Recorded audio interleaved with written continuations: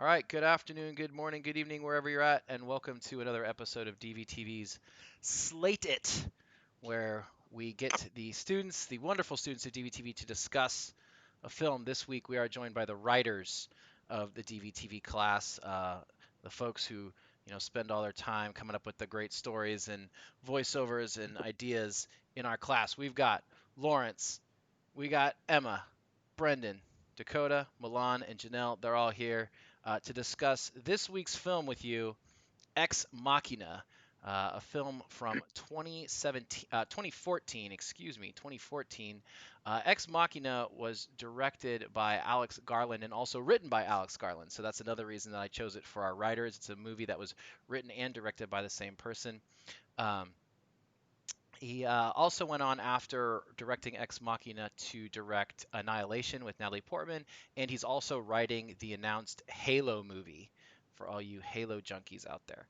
The budget of Ex Machina was $15 million. It made $25 million in the US, another $11 million overseas for a total of $36 million. So not a huge blockbuster success, but it did win the Oscar for visual effects that year. It actually beat out Star Wars Episode 7 and a couple other big special effects movies, but it did not win. It was nominated for Best Screenplay. It didn't win that. The movie Spotlight won for Best Screenplay. Um, and the title Ex Machina is actually a Latin phrase that comes from Deus ex machina, which means God from the machine, which is a phrase that comes to us from like Greek plays where if a problem is solved by a god that would be kind of delivered to the stage in a crazy way, would just kind of solve the problems of the characters and result in a happy ending. So it's kind of like an ending that's kind of just seems to come out of left field and is solved by some unseen force. Um, so let's get to Ex Machina with our writers here. And because it is the writing crew, we wanted to start off with what do they think is the best written line of dialogue in the film? And we're going to start with our boy Lawrence up there. Lawrence, what did you think was the best line in this film? The best lines at 48 minutes and 44 seconds. Okay, so let's take a look and see what he's picked here. You know this guy, right? Jackson Pollock. Jackson Pollock, that's right, the drip painter. Okay, he let his mind go blank and his hand go where it wanted. Not deliberate, not random, someplace in between. They called it automatic art. Let's make this like Star Trek, okay? All right, so why did you pick this scene, Lawrence? I picked this line in particular because I felt like it summed up kind of something that I think the director was trying to get at was kind of creation. So like, was it creation deliberate or is it random? Mm-hmm. And I think that's kind of that's a conflict that the characters have to go through is like, and I think the audience has to go through is when Ava kind of in the end of the film kind of leaves Caleb and murders Nathan. Mm-hmm. Like, was she evil for doing that, or was she doing it in her best interest? Right. And if you think of AI as non-human, then you might see it as not like she did something evil. But if you see her as another form of life that, though not physically or society wouldn't define her as human as of yet, if you were to define her as human, then her creation, then she did something in her own self-interest. And I think that's kind of something he was trying to get at. Like, creation isn't necessarily up to us. We can't decide what has value when it comes to life. Right. So And I think he was trying to get that. Yeah, and like you've created this thing, and this film draws a lot of parallels with the movie Frankenstein, right? Where the Doctor Frankenstein creates this creation, creates life in a way that is abnormal, right? And then that creation goes on and breaks free of the molds that we want to contain for it. It's interesting that your scene includes the Jackson Pollock painting. That is one thing that I also wanted to bring up as we talked about the film. In the climactic sequence, they have this kind of really slow dolly back of the painting, And so I did a little research on the painting. It's from 1945, and it was sold for like $1,000 or something like that. I mean, it's millions of dollars now. But when the owner was having it delivered to his house, the delivery people damaged it, and so he like gave it back to Pollock and said, "Hey, can you fix this little section that was damaged?" And so, but then what Pollock did is instead of just doing a patch job, he redid the entire painting, and basically said like he'll never know the difference. And basically what I found is people are saying, oh, well, that's kind of an allegory to Nathan kind of redoing the AI bodies over and over, and kind of the reworking of them over and over again, and kind of, and then also like you said, the randomness, is it purposeful or is it not? And so it's interesting that that motif you've picked up on right away. Emma, what did you have as your number one line in the film? My number one line is at 2743. All right, let's take a look here. Okay, Ava. Well, you know my name. Yes? I'm 26. I work at Nathan's company. Do you know what his company is? Blue Book. Named after Wittgenstein's notes. It's the world's most popular internet search engine, processing an average of 94% of all internet search requests. That's exactly right. Where do you live?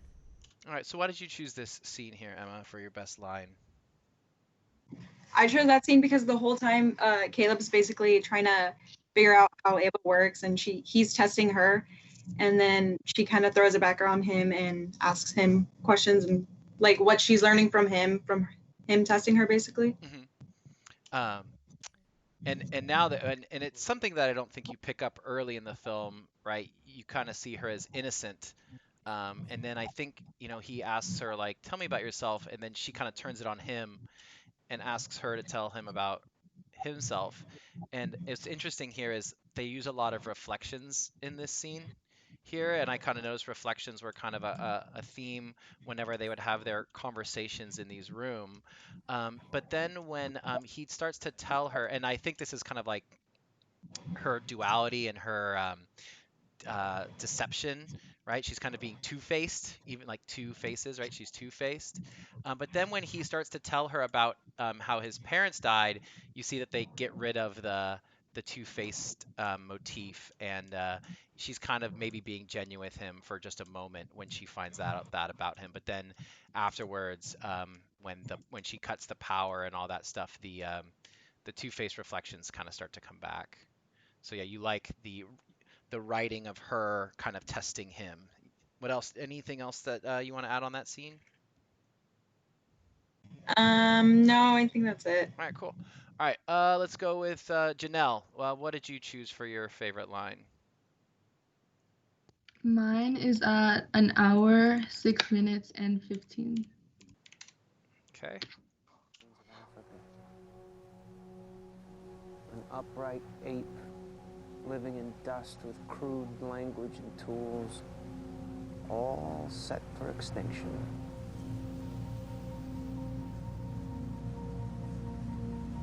I am become death, the destroyer of worlds. There you go again, Mr. Quotable. All right, so why did you choose this scene, Janelle?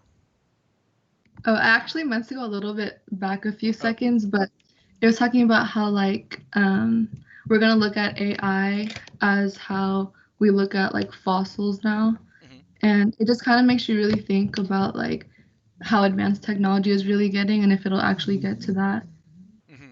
Yeah, and I was thinking the other day how we're kind of at this weird crux now in time of like where we think we're so advanced, but I think, in the future people will look back like, oh, they were just starting to have like these internet communications, and, we're just starting to be able to communicate at light speed and have video chats. This will be like what we're doing now will seem like the first telephone call to us, in not too much time.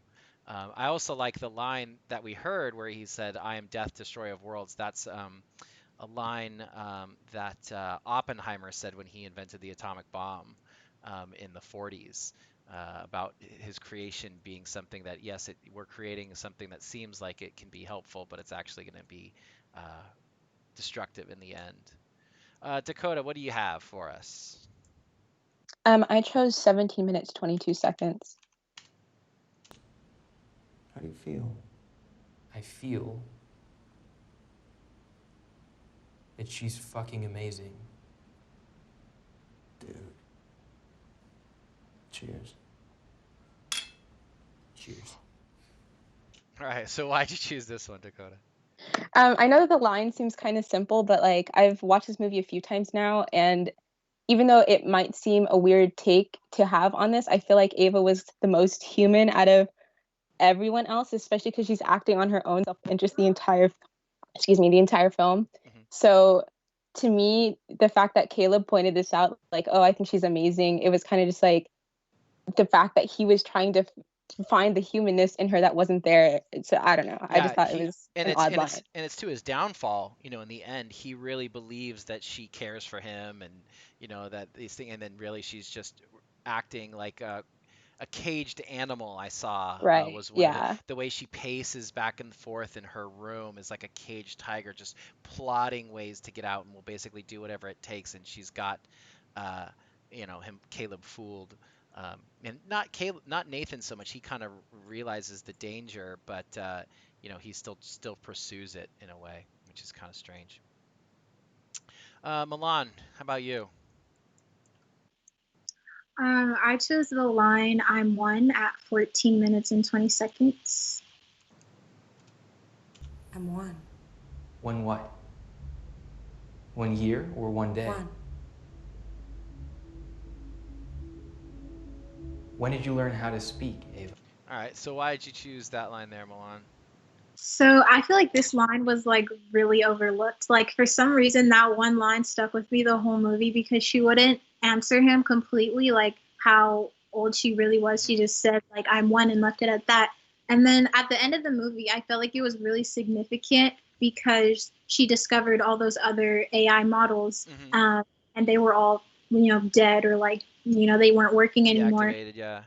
Yeah, and so she really was. And when Kyoko, when she had died, Ava really became the only one, the last one. And so with that line, I kept thinking about like, what does she mean by that? Like, did she mean that she was the only one model because that's what she probably thought of herself, or was like she meant to be the only AI model like ever? Like that's just how I like looked at it. And like the idea of like I think you're right. The idea that she thinks she's the only one. I'm one of one, right? There's nothing else in the universe kind of like me. I think is maybe kind of another way to look at it as well. So yeah, that's kind of wild. Um, and it's just kind of I also kind of noticed the way that they frame her a lot. Normally, when you think of framing, you would probably frame her more on the right edge of the frame and give her space, but they kind of put her on the closed. I mean, look how much space is here behind her. They kind of put her on the closed edge, and Caleb, same thing. They kind of have this interesting framing between the two of them, and Nathan watching them. It's kind of wild. All right. Did we lose Brendan? It was his turn.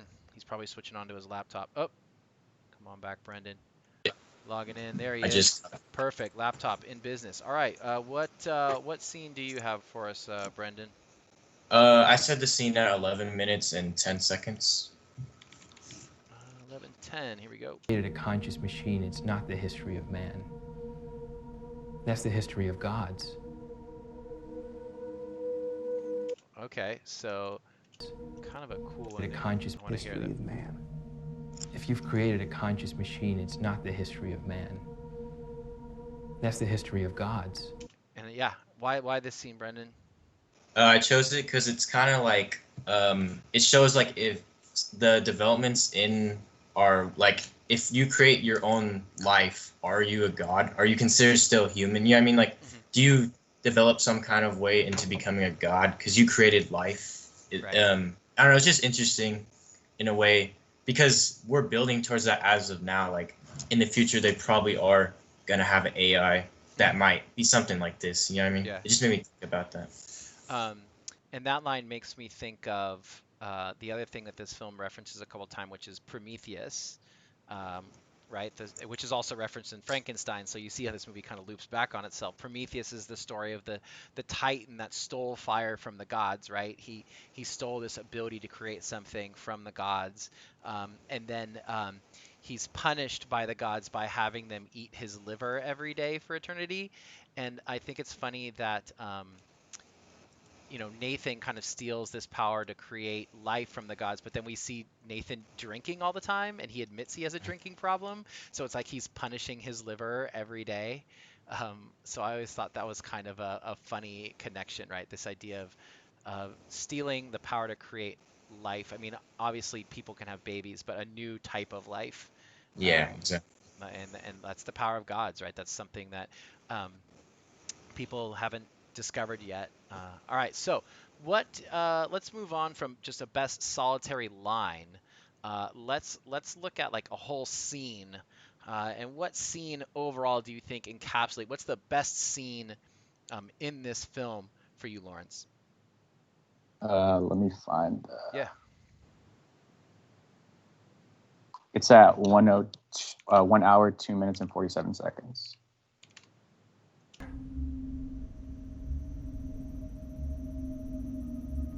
What will happen to me if I fail your test? Ava, Will it be bad? I don't know. Do you think I might be switched off because I don't function as well as I'm supposed to? Ava, I don't know the answer to your question. It's not up to me. Why is it up to anyone? Do you have people who test you and might switch you off? No, I Then don't. why do I?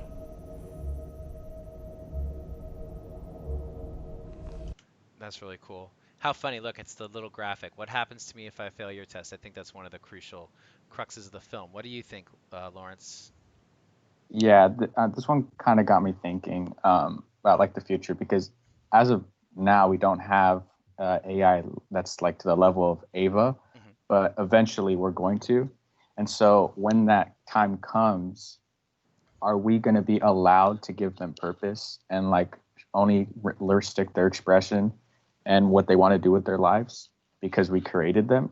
Or is once we create them, that's it? We've created them and we have to deal with the consequences of it, of them having their own desires, fears, and all that.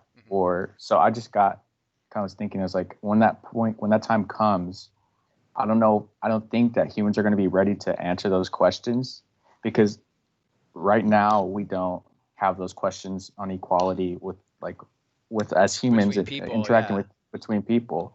So when this new form of life comes in, we are gonna.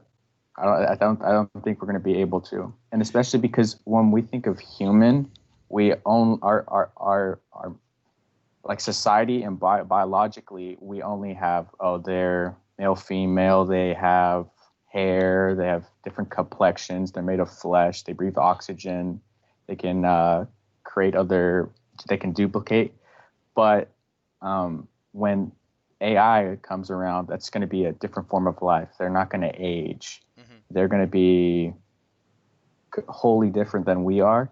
So I don't know how we're going to answer that question when it comes. There's so many other films that touch on the same subject. Like you can think of Blade Runner in the same way, right? They create these replicants.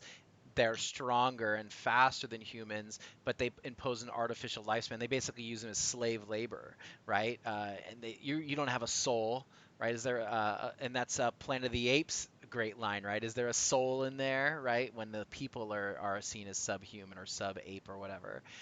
So this and the late, I didn't see it all, but the new Star Trek series Picard was about, they create this race of androids to be basically just labor, but and they try to keep them from having emotions or feelings or personalities, but of course that's going to go wrong, right?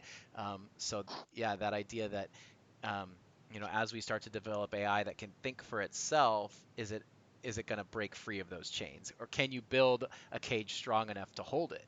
Right? Ava's in a cage and she found her way out. Emma, what scene did you choose? I chose a scene at 1 hour, 30 minutes, and 40 seconds.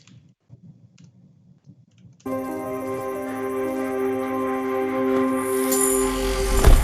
taking you back.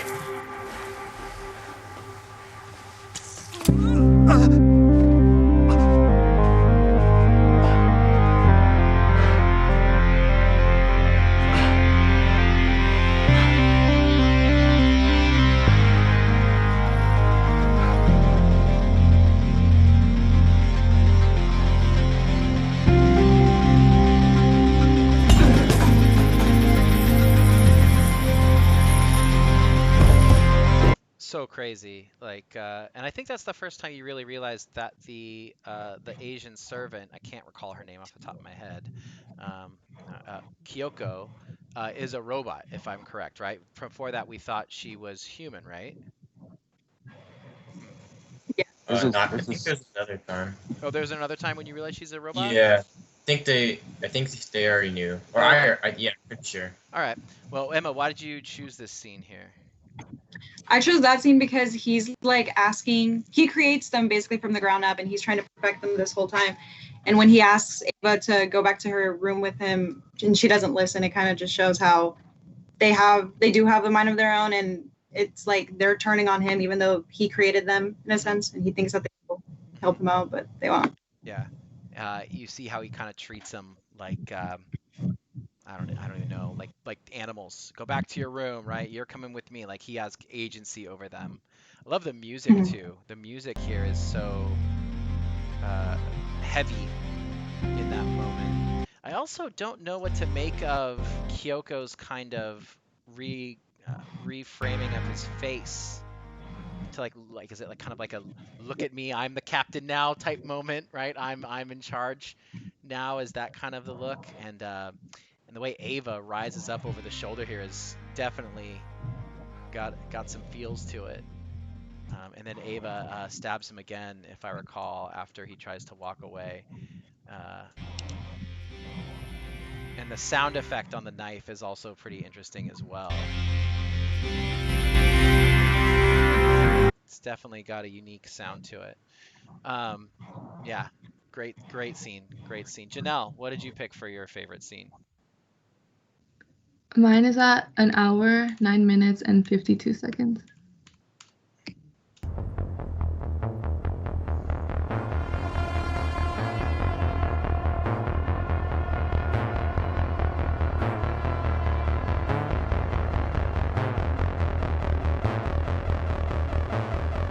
This is when Caleb is starting to realize that there's been others, right? Why did you choose this scene?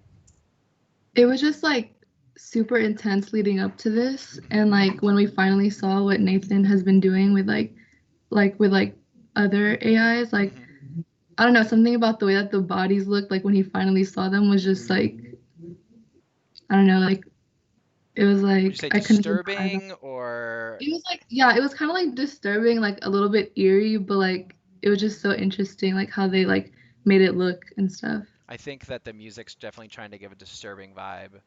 Yeah. And Caleb, you know, he's kind of been, I don't know if naive's the right word, but like he's been trusting in Nathan and trusting in Ava, and he kind of wants to think this is some amazing moment, but then when the truth is, he's confronted with the truth that actually like this is, you know, these are beings with feelings and they've just been dismantled or whatever. He's starting to realize kind of what he's been put in the middle of. Dakota, what did you choose for your best scene? Mine's at 50 minutes, 50 seconds. 005050. Here we go. Mary in the black and white room. Mary's a scientist, and her specialist subject is color. She knows everything there is to know about it. The wavelengths, the neurological effects, every possible property that color can have. But she lives in a black and white room. She was born there and raised there, and she can only observe the outside world on a black and white monitor. And then one day someone opens the door, and Mary walks out. And she sees a blue sky. And at that moment, she learns something that all her studies couldn't tell her. She learns what it feels like to see color. All right, why'd you choose this scene, Dakota? I chose the scene because I thought this was like a really kind of cool anecdote, and then also it was a huge example of foreshadowing, especially like later in the film. But I just thought this was interesting because Ava is obviously trying to escape the entire movie.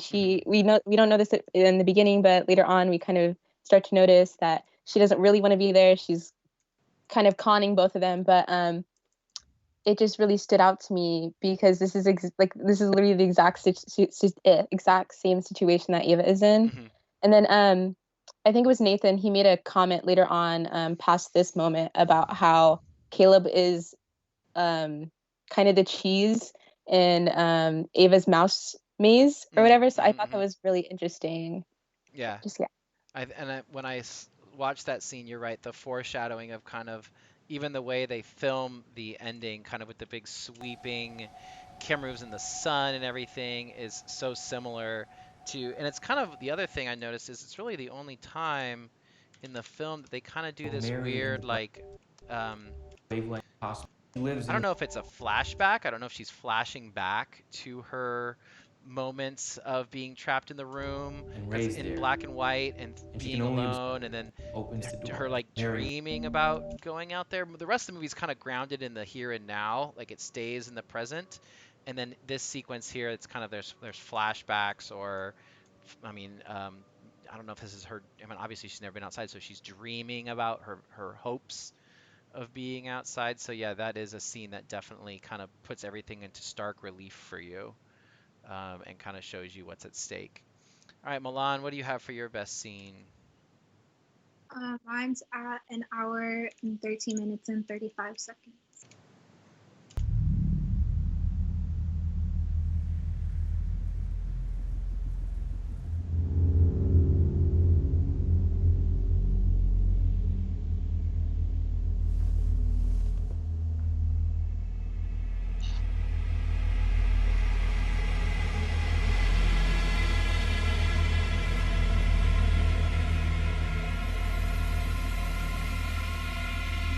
All right, why'd you choose this scene, Milan? So I thought this was a really interesting scene. Not only I feel like Caleb was questioning his sanity and like whether or not he's an AI model himself. Mm-hmm. And like after discovering all of the other AI models and seeing how human like they looked, it kind of brought me to the point of how people have like those conspiracy theories. Like, we live in a simulation, you know, like nothing's real. And so I thought that this was just like a really important part of the whole film because it's really like what's real and what's not. How do you know? Like, you know? Right. And just like the way he was like analyzing himself. And I just thought this was a really big point for him in the whole film because it was the one time that he was really like taken to a point where he was like, you know, am I really human? Yeah. And how would I even know if I was, you know? Yeah, and that's like a central point of other films too, like Blade Runner, right? If people can be replicated and memories can be implanted, like you might have just been born yesterday, and all the memories you've had up until this point have just been implanted in you. I also like this scene right here. It's real faint. They do that kind of little glow thing across his eyes, which is what they do at the very opening of the film when he's won the contest, and it's like from the point of view of his phone, it's like the facial recognition software catching him, and so it's kind of giving you the hint that there's a camera kind of behind his mirror and that Nathan is kind of watching him at all times. And then that makes me think about like how basically with Facebook and Instagram, they basically have these like AI algorithms looking at the photos you post, like, oh, do you look happy? Do you look sad? Like, oh, if you're happy, we can market these things to you. Oh, if you're sad, we can market these things to you. Oh, you have more than one person in your picture, we can market this to you. And it's kind of like we're at, it's again, it's the infancy stages of AI, but and human tracking. But we've all heard about, Facebook and it's funny how his company is Blue Book, right? It's very similar to Facebook. Um, but yeah, that's an interesting choice, right? Is he a Android or I guess AI or not? It would have And been yeah, go ahead. it would have been cool if he was an AI model. Like if they like have completely plot twisted us and then Caleb was a model this whole time. I thought that would have been cool. Or if like everyone in Nathan's company was an AI model and they just didn't know that. That'd be wild too. I mean, I was definitely tripped out. I mean, for me, I mean, I'm not really a part of this. I try to stay out as much as I can, but um, we've seen Ava as kind of this metallic figure, and even when she dresses up, she's got the short hair and she looks very young. And then here, these shots of her kind of experiencing the world for the first time, and she's in this white clean dress but she's really just like murdered someone, and she's left Caleb to die, and she's like so happy about it, right? It's just like it's the idea that life, it's kind of like Jurassic Park, right? Life finds a way. And her walking out and being like just so amazed with the world, and then they contrast that with a cut back inside this beautiful green forest, and the lens flares, and they cut back to the bloodied Caleb, and like he just realizes like nothing's gonna work. The lights go out. It's just like this red. There's no sound, just the music. You don't hear the banging. Uh, he's stuck. And then the contrast, and then to cut from red to green, right? Because they're opposite colors, red to green, as she gets taken away, and then that shot's amazing. All this stuff. This is mine. It's the very end. The resolution is my number one scene for sure, and this shot trips me out too. You know, the shadows of people. Pretty wild. Anyway, Brendan, sorry to step on your toes. What do you have as your best scene? It's all good. Had the scene at 59 minutes.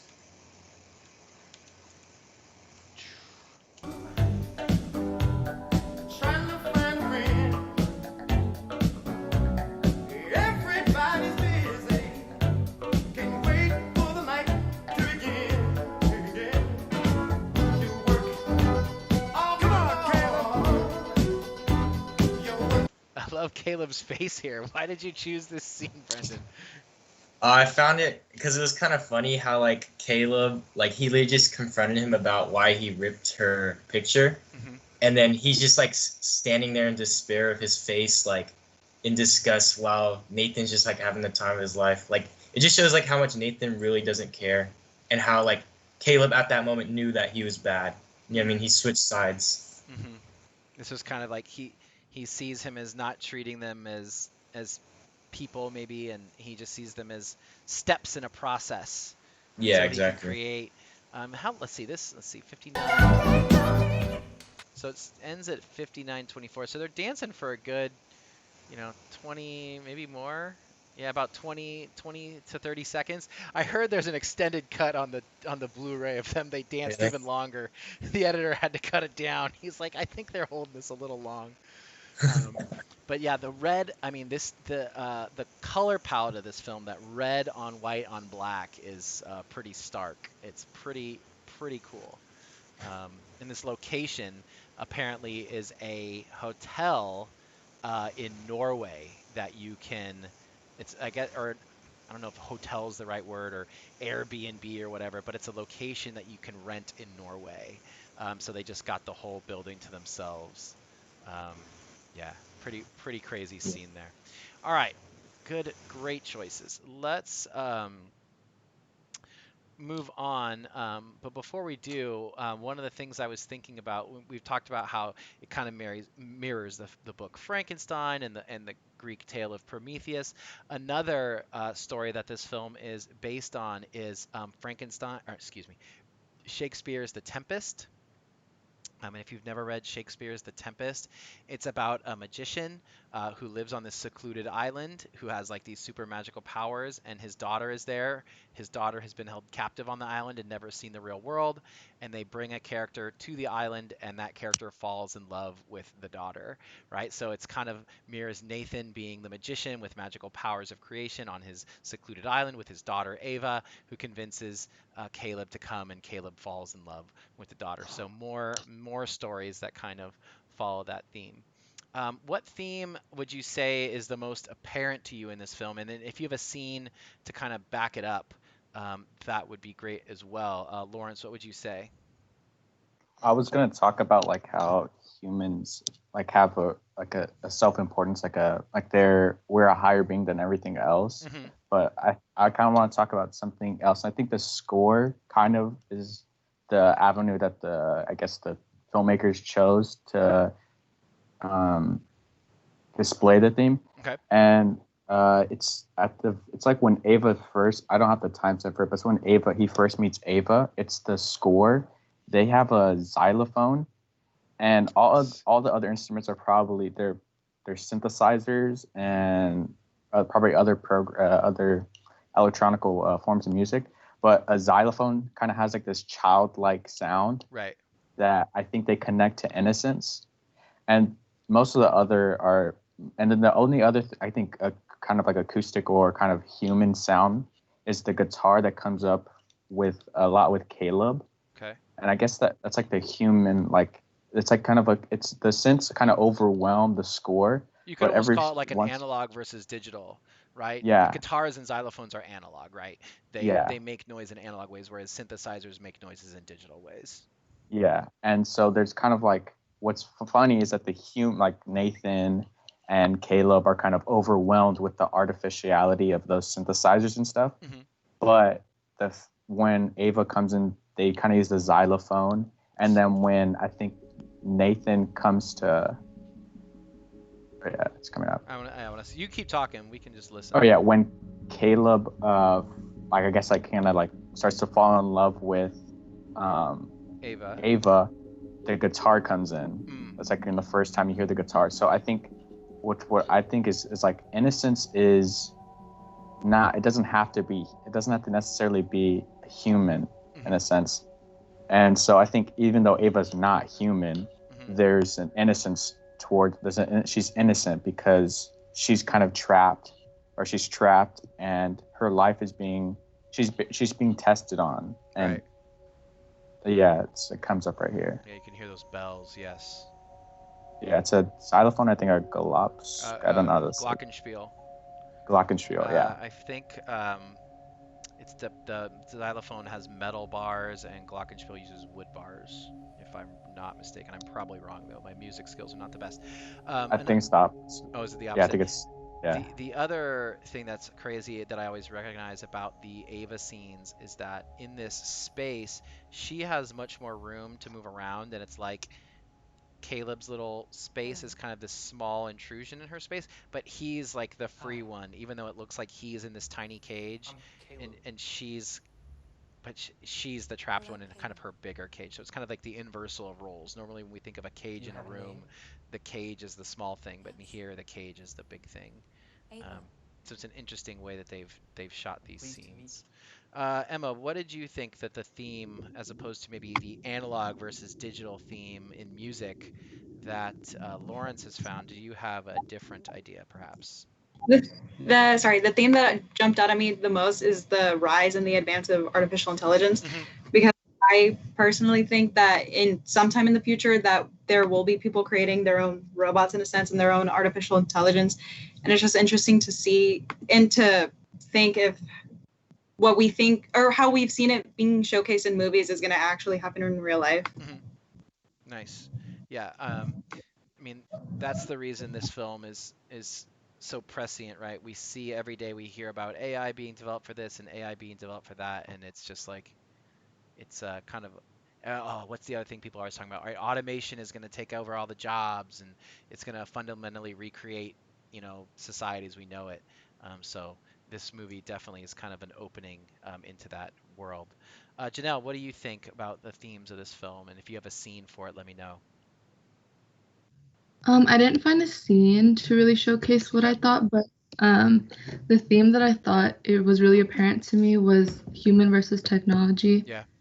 It's kind of obvious, this one, but like I thought that it could either be between like Nathan and Ava, because it's like him versus his own like creation of like technology and AI, or it could even be Ava versus herself, because she has her like obviously like artificial qualities, but then like she gets but then she also has like these like superhuman qualities that like are like getting more developed like as the movie goes on.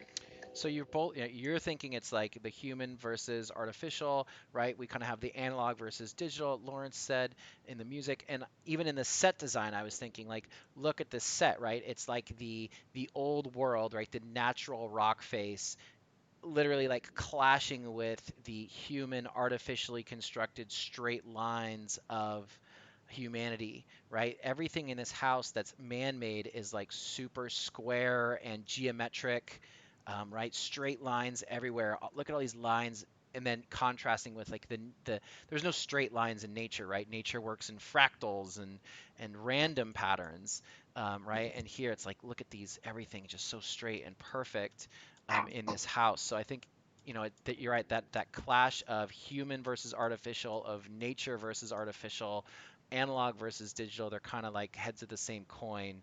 And the film is using music and set design and obviously the characters to kind of hit all those beats. What do you think, Dakota? I have a timestamp of 1 hour, 7 minutes, 31 seconds. And I said that the biggest theme was kind of mistrust or falsehood. I just like literally from the very beginning of the movie, we know that Nathan doesn't trust Caleb at all. We know that everything he's been telling Caleb is a lie. Then Caleb starts lying to Nathan almost immediately. Then Ava is obviously like the biggest liar of all. So I just feel like the entire movie is just nobody trusting anybody and trying to protect their own self-interest. Right. Yeah. And it's like, and the question is like, is Nathan, is his lying trying to maybe he knows the AI is dangerous and that's why he's lying, to Caleb and keeping him off balance because he knows that Ava's so effective. Ava's trying to escape, that's why she's lying. I think Caleb's really the most naive one here. And that's crazy now. And there's definitely, what, I'd have to go back and watch it again now that I'm thinking about it, but like the alcohol consumption. I mean, maybe it's a little bit of that Prometheus, like his liver being destroyed the way Prometheus is, but it's like every scene we've jumped to, they're drinking. Like that's not on accident, right? The director's doing something Right. there. So Yeah. the deception, and then there's also the great line from ancient Greece, right? Or maybe it's Rome. In vino veritas, right? In wine there is truth. When you're drunk, you can't hold that filter of lying anymore, and so when you're drunk, you tell the truth. And so maybe there's something to that in the film too, to listen to Caleb when he's drunk and speaking, as opposed to the things he says when he is sober, and maybe in a little more control of his cognitive functions. Milan, what do you have for a theme that we may have overlooked?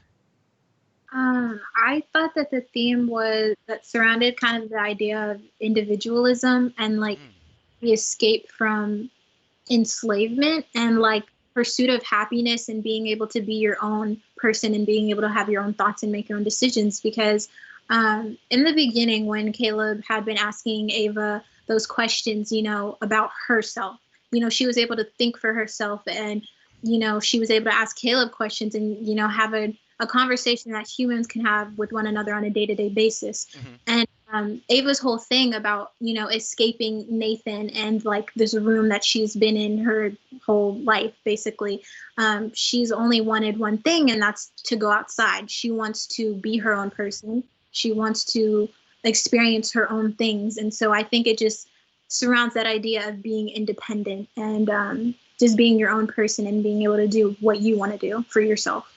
Yeah, and I wonder if there's any parallels between that and the way that we're kind of sacrificing is not the right word, but kind of giving our lives over to technology, and especially now because we're all kind of, a lot of the world has been shut down due to COVID. Like, are we sacrificing what we want to do because of technology? Like, where people text all the time, or they're on their phone all the time instead of going outside the way Ava wants to do. I don't know, maybe there's something to that as well. Brendan, what do you think about a theme for the film? I went with a pretty obvious choice on like what does it mean to be a human. Like, let's say we do create something like Ava in the future, would she get like the same rights as a human? Would she be considered a human? Because functionally she basically is one, but like mechanically, obviously, physically she's not. But yeah, that's what I thought was the most important. And that's been a question that has been in film forever, right? Like, what Yeah. will happen? The Matrix asked that question. All these Blade Runner, all these movies ask that question of what does it mean to be human, the human experience. And that's why I think this movie is such an interesting one for, um, students, seniors and college age kids to watch, because I think you're finally getting to the point where you can start to understand some of the deeper things that are going on here. Yeah, it'll definitely make you start to question reality as you've seen it. All right, so let's jump ahead here. Let's say, did anybody think? Does anyone want to share maybe a casting change? Would they like to see a different actor play one of these roles? Do you think, oh, maybe who would be great as Ava, or who would be great as Caleb? What would be something crazy to see here? Anybody want to jump in and share a casting change for me? I had a couple people. Let's do it. So I thought for Caleb, I was like, okay, I could definitely see either Dylan O'Brien or Jesse Eisenberg or Ansel Elgort. That's his name, yeah. Mm-hmm. Caleb. I feel like, especially Ansel, he has that like in most of his roles, he just plays that kind of that techie loner type, person. I just felt like he would play a nice Caleb. And then for Ava, I thought Natalie Portman, Shailene Woodley. I think especially Natalie Portman, I feel like she just fits. I feel like that robotic and animated type of acting. I feel like she would have done that pretty well. It's interesting because Portman is in Alex Garland's next film, Annihilation, which is okay. It's interesting. It definitely does some different things. It's not as good as Ex Machina. Like, I went and saw it in theaters. I was like, this guy did Ex Machina. I'm gonna go see this. And I was like, okay, it's cool. It does some crazy things. And then the other thing that's interesting about Portman that you're right might make her excellent for this, because we did Black Swan with some DVTV students a while ago for an episode, and I was doing some research, and apparently when Natalie Portman for a long time was doing roles, directors would have to tell her, like, you need to make your voice sound more mature. You sound too young and innocent. And then when she did Black Swan, the director was like, no, I need your voice young and innocent in Black Swan. And I think that her voice kind of would lend that to Ava, because then you would believe that she's young and innocent and not deceitful and conniving. So yeah, Portman would be cool here. Who was the other one you said? Shailene Woodley. What's she from? I'm not my. She's in a lot of things, but you probably know her from the Divergent series. Oh, okay. Yes. Okay. Yeah, interesting. Any other casting changes for anyone? I guess I liked Oscar Isaac. He played a great, he played Nathan great. Yeah, I think Oscar, he's great in this. Just for jokes, probably Seth Rogen. I don't know if it's, he has that beard. Yep. And I feel like I'm just thinking like drunk, dark Seth Rogen. Seth Rogen would be just like, what did I say, Joe Rogan? You just for a hot second. You said Seth Rogen all the other times though. Oh yeah, Seth Rogen. Yeah, Seth Rogen. I feel like he'd have that. We usually see him in a comedic role. I was gonna say, has Seth Rogen ever done a non-comedic role? I don't think he has. I don't think so. No, I don't think so. You know how he always. He's in a new. Yeah, but no, I just feel like he just seeing him like act all like dark and malicious would be like super weird. And I think he gets that voice when he's like, oh my god, like that Seth Rogen voice. That would be pretty funny. You're right. It would definitely... and him dancing dancing. Yeah, the dancing scene would be money. Money. It'd be tough. There's the scene where Kyoko like spills the drink on them while they're eating, and he like yells at her. Like, I don't know if Rogan could pull that off. He's like, don't worry, she doesn't speak any English, and but I don't know. Anyway, any other changes before we move on? I also really liked the guy that played Nathan for this, but I thought that like Joaquin Phoenix could have done really good at this, because they both have that like Nathan could be really nice, and then like he'll like flip a switch, and he'll like, for the beginning of the movie he was like super creepy to me. And like Joaquin Phoenix has that in a lot of his movies. Yeah, Phoenix would be really cool for this, for sure. It's funny too that these guys are also in the Star Wars movies with each other, right? Poe Dameron and then General Hux in the new Star Wars movies. So it's like they got back together. Hey, remember we did that tiny movie Ex Machina? Now we're doing giant Star Wars movies. All right, so last question for you guys. Who won the movie? And this could be a specific actor. It could be robots in general won the movie. AI won the movie. Social media, a writer, a director. Who do you think won this movie, Lawrence? The cast. The cast definitely. I was watching interviews by the director and some of the cast members. and like he was saying that he didn't want to cast like a list or they were known, but they weren't like just like top Super like high profiles. yeah. That And also so helps he to keep said your budget under $13 million. yeah, and yeah, I think they did excellent, and because there's he said that he was looking for people who could like act like because like when watching this movie it feels really dramatic and it's really dramatic and I'm usually anxious when watching even though I know what's to come and when you kind of look back at it, the majority of these scenes are conversations, people Yep. sitting and talking. Yep. But it doesn't when you say that it doesn't feel like it was that dramatic, but it was a full ride. Yeah, it's definitely, there's three to four main characters. I mean, Kyoko really doesn't have any lines. And it's all just in rooms, right? It all takes place in this one location, really, which is again why I chose it for the writers, right? I mean, it's got great shots, and don't get me wrong, and it's got great effects, that the editors would love. But I think the writing in this film is what really stands out, and you really appreciate the actors here. Emma, who do you think won this movie? I would agree with Lawrence. I think the actors really won the movie because just the performances they give are also amazing, and a lot of the scenes that some of the actors do are just so intense, and they really like carry out the scenes well. All right, so 2 votes for actors. Janelle, what about you? I agree with them, but I have to say it's the writer because just the whole concept and how it was, because he was the director too, so I guess Right. also director. But like just like the way it was all executed, it was just like so good. Everything feels on message to you. Yeah, like I feel like he really got his like vision across. Nice. Dakota? I personally said the camera operator won this one. I just thought like the shots were so like pristine and deliberate in this film, and it like contributed so much to like the overall feel, the overall like aura that this movie gives off. So I just feel like it definitely takes the cake, especially because I feel like they were going for this more like sterile or like mechanical feel to go along with the fact that Ava is a robot. So I just feel like the camera, especially like the nature shots, they were just like gorgeous and yeah. I mean, when you have a location like that, it's hard to go wrong. Yeah, I was thinking about the camera. Like most of it looks like it's on gimbals of some kind, right? It's on like steady cams. There's not a ton of super duper handheld stuff.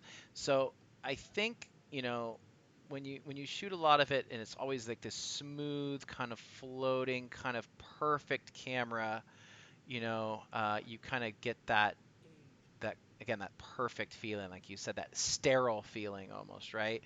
And then because it's all shot indoors, you don't have a lot of. I mean, there's a lens flare there, but there's not a lot of lens flare, so it feels very constructed. I'm trying to think, do they like float through the glass sometimes too and do some kind of impossible stuff? But camera. So you think camera operator betraying your fellow writers, giving some love to the camera operators. All right, Milan, how about you? I think the director, writer, and the visual effects. Come on, come on, a cop out, my friend. I need a winner, first place trophy. Visual effects. Visual effect. Well, they didn't win the Oscar, so you think the visual effects artist, huh? Yeah, because like the CGI in Ava's appearance was like really amazing to me. Like even though we're not even like close up to like Ava's like stomach or her legs or arms like that much throughout the film, but you can tell that it's like really detailed.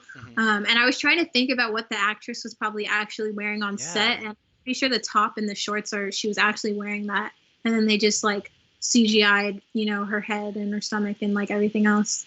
But yeah. Yeah. And I think they were saying, what I was reading was that when they won for best visual effects for the Oscar over something like Star Wars, is like, yeah, okay, Star Wars is big, explosions and stuff, but no one had never really seen anything like this, where it's like a human kind of, I don't even know what to say, like this weird cyborg thing, and it's like he has to maintain like the humanity while still being robotic, and I think that's kind of the reason they won. I'm trying to find some making of shots to see what they did with her on set, but I'm not having a ton. Oh, here we go. Let me see if I can pull this up for y'all real quick.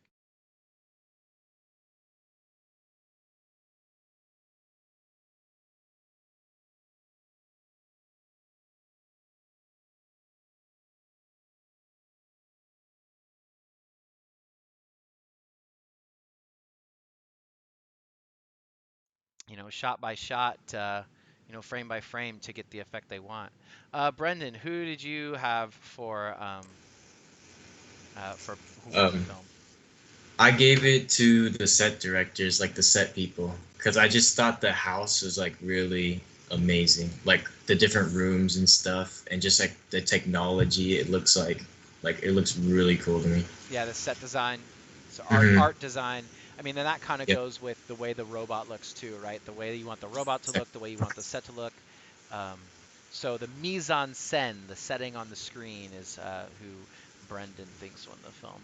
All right, so not a ton of votes for the writer. I don't know. I expected the writers to back up their fellow writer a little bit more. Okay, that's fine. Uh, the editors pretty much went across the board for editors, but that's all right. All right, so let's see here. Any final thoughts on Ex Machina before we take off? Would you recommend this film to other students out there? Yeah, I would. Yeah, yeah, I'd recommend it. All right. Not good Halloween movie. Yeah. And since this is Um, close to Halloween, we're in spooky season. Definitely yeah, gives off some spooky vibes sometimes. What do you think? yeah, it definitely if like I lost a little bit of sleep over it because I was thinking about like AI. I was like, oh Jesus. But then I was like, okay, I need to calm myself down. But Does it make you want no, to? it's a Does it make you want to put the privacy sticker over your camera on your phone? probably. But Yeah, maybe we yeah, I was should. just yeah, I was like just it doesn't it's not gonna there's no jump scares, but it's gonna make you it's gonna make you a little uneasy after. For sure, for That's sure. what I'd say. Alrighty, everyone. Well, I think that about does it. Thank you to the writers of DVTV for their thoughtful discussion of Ex Machina. We will see you next time, and have a good day, everybody.